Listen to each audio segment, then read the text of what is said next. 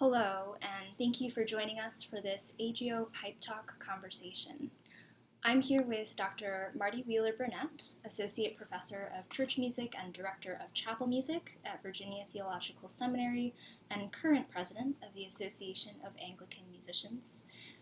Also here with Reverend Dr. David Gortner, who is Rector of St. Luke's Episcopal Church in Coeur, Idaho, a psychologist and former professor at Virginia Seminary and CDSP, and Dr. John Walker, professor of organ performance at the Peabody Institute, minister of music emeritus at Brown Memorial Presbyterian Church in Baltimore, Maryland, and immediate past president of the AGO. And my name is Janet Ye, and I am a member of the National Steering Committee for the AGO Organ Fest this summer. Marty, we'll begin with the first question for you in our conversation, and what I'll ask you is, looking back, what was particularly challenging in your professional life this year? You do many things, including having led a year of virtual chapel at VTS and teaching your students remotely and serving as the president of AUM. What were the challenges and how did you overcome those? Well, thanks, Janet. It's a pleasure to be with everyone today. Everything about this year has been challenging. I think every single thing. Moving to a new position this past summer for me, all of our teaching has been online and on Zoom this year. And I had taught online before, but I could have choices about what would best fit online. Everything had to be done online this year. So that presented new challenges. All of our meetings as well. So particularly being in a new position and meeting new people, I met them on Zoom. I met them with masks and could only see their eyes. It was a very different kind of experience. And I know that's true for everyone. We learned this year how to navigate worship on Zoom and with live streaming. That kept us very busy here at the seminary because we usually have 3 services a day. So there was lots of work to be done and we learned a lot. One of the things we learned is that we can reach a much wider audience through these online avenues. And that's been something that I think will influence what we'll do going forward in the future. Working with AUM, our conferences had to be canceled or postponed. So we had an AUM virtual meeting last year. And this summer we've had an AUM virtual conference for a day of programming, much as the AGO is doing for a whole week this week. So that's been an opportunity, again, to reach people who might not be able to afford to come to an AUM conference or were not even members of AUM, but could access this programming online. So we've all learned new ways of working together and new avenues to open the resources that we have to greater numbers of people. So it's been an interesting year. We've learned a lot. And I think that we've learned lessons and skills that we can carry forward to do our ministry of music better in the future and to reach more people, to reach a new generation of people for church music and liturgy. Considering all of those things that you just mentioned, did you feel like there were any particular breakthrough moments that or sort of surprising silver linings that came up? Well, several come to mind. As we have been coming out of the pandemic and there have been some opportunities to sing together, there have been some very powerful emotional moments. As we approached commencement at the end of the school year, we were able to record some music with a very small ensemble. And just to be able to walk into the chapel brought tears to the eyes of the students who were able to sing. We also did a virtual choir recording with lots of people for the closing hymn at commencement.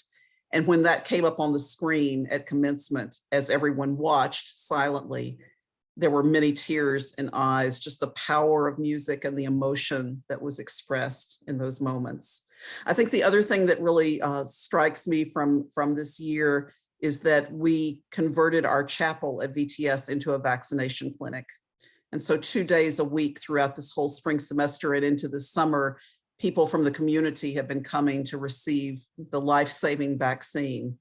and to be able to use our liturgical space in that creative way, to see the chapel filled with people 2 days a week, speaking a myriad of languages, coming from all different kinds of backgrounds, many immigrants. It was an incredibly powerful way to think about how we can use our space in ministry. And the other really exciting thing is that President Biden visited our chapel. He wanted to support the use of faith communities as centers for vaccination. And I had the opportunity to meet him, and he spent time with all of the clients and healthcare workers. It was a very powerful moment, and one that I'll never forget. Thank you so much. That is really special, I think. Okay, well, we have a few questions for David now. David, I wonder, considering that many organists have devoted extra hours in their work, whether they are teachers, performers, students, or church musicians, they've devoted extra time to adapt to new technology, and they've had expanded workloads. From your unique perspective as a priest and psychologist, and your former positions as Associate Dean for Church and Community Engagement and Director of the Doctoral Programs, as well as Professor of Congregational Leadership at VTS and Pastoral Theology at CDSP, how would you advise organists who have been incredibly resilient and served as sort of the glue in their church and teaching work, but might be feeling burnout and dealing with trauma and loss after a long year? This has been a year like nothing any of us could have anticipated across the nation and world. And just to set kind of the picture, give you a tale of two churches in two states. I live in Spokane, Washington. My wife is dean of the cathedral, the Episcopal Cathedral here in town. And I'm serving a congregation across the border 30 miles away in North Idaho, in Coeur. And those two churches have had their own challenges of how to move through the pandemic. And those challenges for those churches have been contextualized even further by how the regions have been moving through the pandemic, and what's the political climate of each of those regions. So we went through at St. Luke's in Coeur d'Alene a challenge of an organist who was really not prepared to make the pivots that this situation called for in order to provide some music, and was at a point in her own career where she was just kind of ready to say, I think I'm done. And so stepped away. So we were doing a search during the pandemic for church musicians, and ended up with a fine director of music who had grown up in the area and then went away and got 2 masters, one in choral conducting and one in composition, and then 2 young organists who toggle back and forth different weeks. So that's for a smaller congregation, what we have. For the cathedral, there was a shift as well in leadership. And as the senior music director moved to a different position within the university that he was working for, that demanded more of his time. So again, someone who had grown up locally into leadership in one of the universities nearby came into senior leadership here at the cathedral. They have each had, the people in each of those positions have had to navigate what it means to provide a service via Zoom, or to pre-record a service, to provide click tracks for choirs to follow and do online choir, to toggle all of that together, either with or without a sound system specialist helping. So the amount of learning that has been required for people has been intense across all of church leadership. But music has really been challenged by this. In the different settings, the cathedral doesn't have airflow such that they've been able to be back in the building until just recently. And over in Coeur d'Alene, North Idaho is very much we're back. Everybody should go maskless. And we're one of the few congregations that has been slow to return to anything. And we still mask and require our singers to mask. This raises one of the issues that folks have faced across church leadership as well, which is there's an idea in the business literature of disruption. And disruption was considered sort of a big thing before the pandemic, almost a good thing in the business world. You know, a little disruption can help shift things around. Church doesn't really operate in that same mode for the most part. But there has been nothing more disruptive than the pandemic for how we operate. And the continuous kind of shift in decisions and policies and insights from medical research has led to a kind of what now, what next, almost exhaustion factor, a decision fatigue that can set in as you're just kind of waiting for, okay, what's the next thing that I have to make a big decision and pivot about? And so all of that contributes to a kind of continuous stress level that's more than low grade, it's mid-grade and continuous. So how do we take care of ourselves in that kind of situation? Because we also have to navigate where choir members or music participants in a program are in their perspectives on the pandemic and its precautions. So when you're having to be the pastor, as well as the teacher, as well as the trainer, as well as the tech, as well as the performer, all of those things are a lot to be juggling. So first off, breathe. Breathe. Make space for breath to enter and to exit, and space to open up in your own mind, your head, your body. That's crucial. Another thing out of the stress or out of the trauma literature is, you know, if we have been all experiencing a kind of continuous hum of trauma, one of the ways that we will begin to recover is if we can name for ourselves and find for ourselves what we can call safe haven places. And those may be actual places, and those may also be places internally in our imaginations and our minds. So when someone is recounting a traumatic event and learning to re-engage it, even though it's hard, a good therapist will say, okay, let's approach it a little bit. But now it's time, okay, are you feeling a little uncomfortable so that maybe we need to take a step back to that safe place? That's important to find your safe places. And part of the safe place can be setting your vocation down for a time. We are all dedicated people, pastors, educators, musicians. We carry within us this sense of, this is who I am. You know, this is the fullness of me, is this thing that I do and that I am, that I offer out of just the core of me. But there's more to us than that. And we have to remember the more to us, that is that fully human, across many dimensions way of being. So set the vocation down, set the urgency down, and find those spaces where you can do that, whether it's, you know, going for the walk, playing racquetball with someone you're safe with,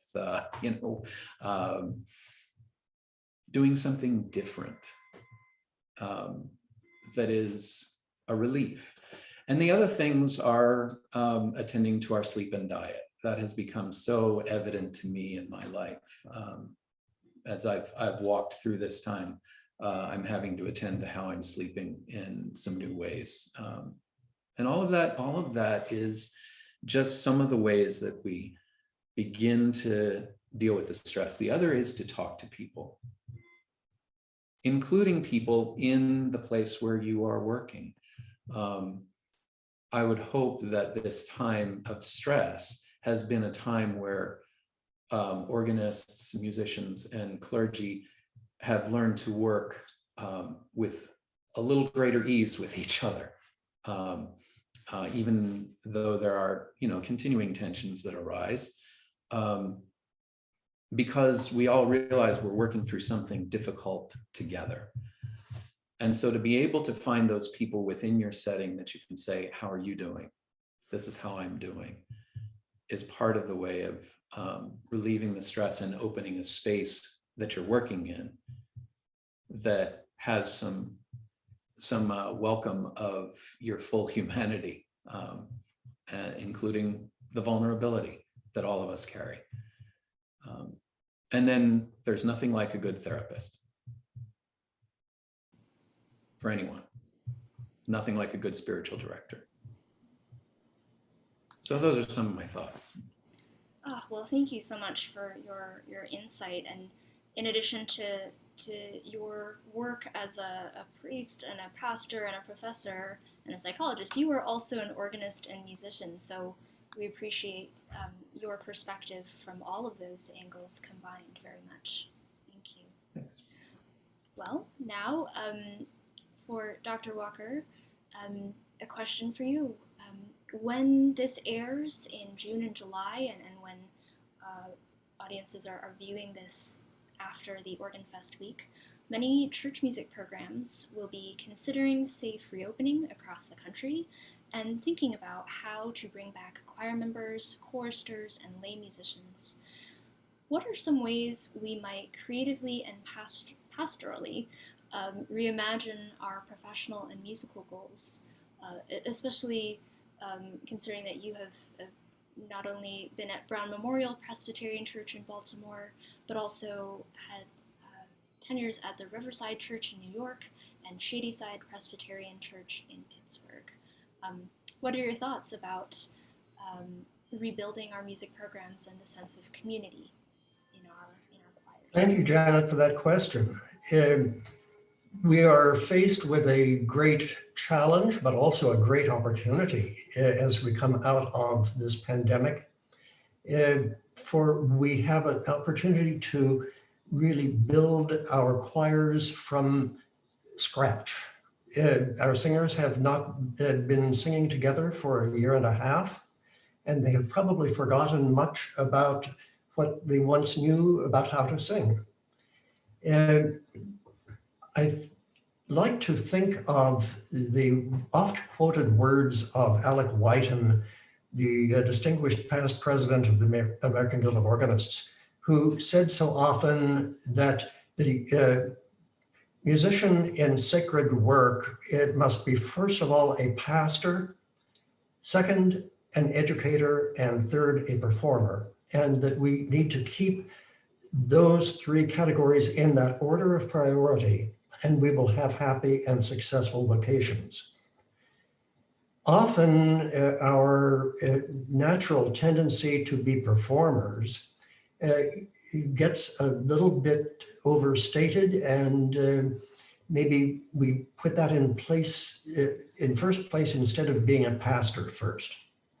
But at this point in our history, our choir members especially need us to be pastors to them. Every member of the choir has been suffering from the same trauma that Dr. Gortner was describing has happened to all of us. And we all need to be pastors to each other now. We also need to define ourselves as educators, educators to our choirs and our congregations. I think it would be important to devote a large portion of the choir rehearsals at the beginning of the autumn season to help singers locate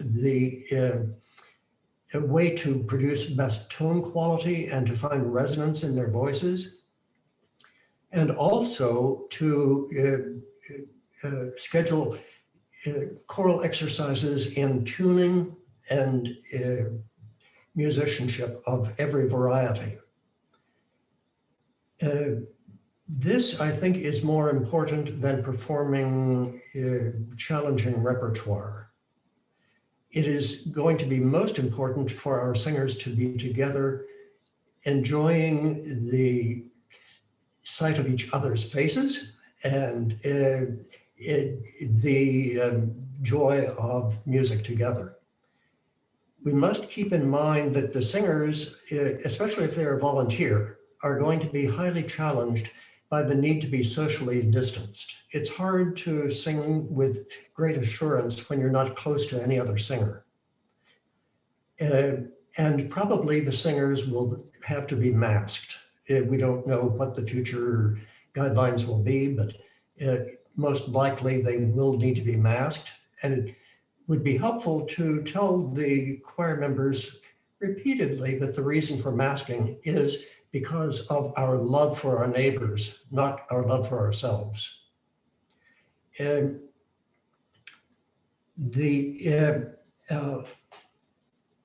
singers might appreciate the opportunity to rehearse in the round where they could hear each other from the other side of the circle and see each other as they sing.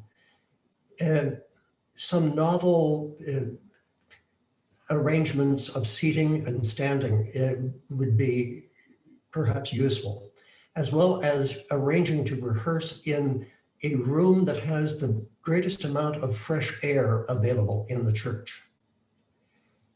If that be the church kitchen, so be it. Maybe an assembly room, who knows?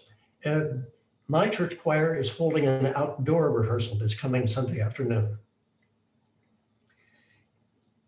The choice of repertoire, I believe, is appropriate on the simpler side as we get things going again, as we're developing choir timbre and tuning.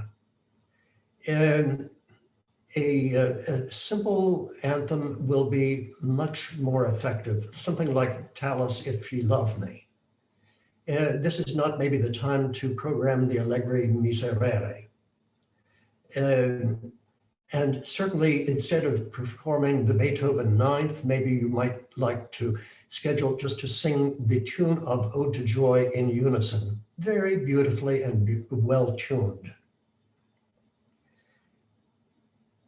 Allowing the pastoral nature of our vocation to be more important than the performance. We will build back into a fine performance, but it will take time. Be patient with your singers, and above all, be patient with yourselves. In the words of Soren Kierkegaard, the great philosopher of the 19th century, said, above all, do not forget your duty to love yourself.